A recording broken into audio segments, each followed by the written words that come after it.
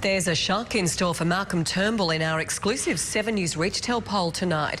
It now has Labor in front for the first time since he became leader.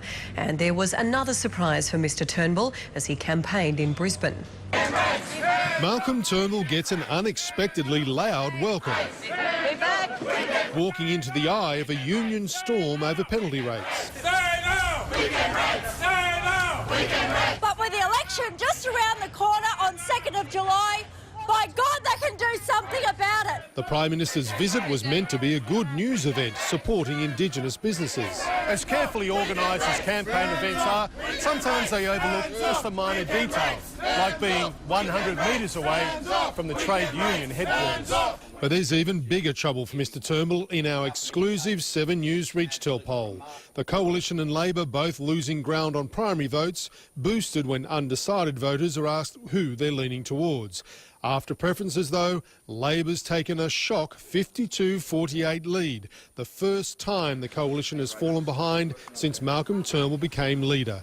And his lead as preferred Prime Minister's been cut to 55-45. But good news for the government in our marginal seat of the week, Corangamite in Victoria. It's a magnificent coastline, but it is very challenging. A challenge that sitting Liberal MP Sarah Henderson is winning comfortably 54-46.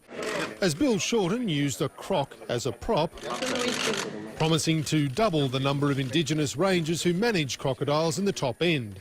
But did he go over the top on Donald Trump? I think Donald Trump's views are just barking mad on some issues. You can imagine how Australians would feel if an American president were to describe one of our prime ministerial aspirants as barking mad.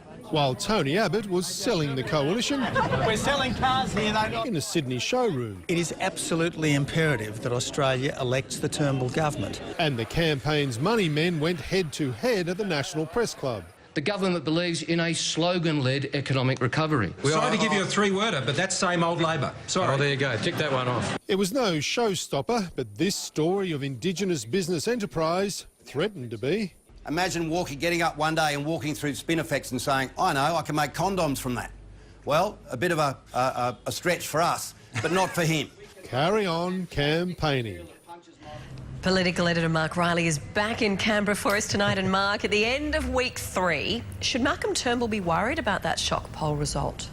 You bet he should be, Mel. 52-48 would deliver Labor a handsome victory if that holds up to election day. There is still an amount of volatility in the electorate, though, with 5 weeks to go, so all isn't lost for the government. The problem for Malcolm Turnbull, really, though, is that the trend is now running very firmly against him at precisely the wrong time. But as I say, it is a long campaign, Mel. We're 36 days away from polling day. That's about the length of a traditional campaign. So Malcolm Turnbull does have time to turn that around. However, you would still much rather be Bill Shorten tonight than Malcolm Turnbull, Mel. All right, Mark Riley in Canberra, thank you.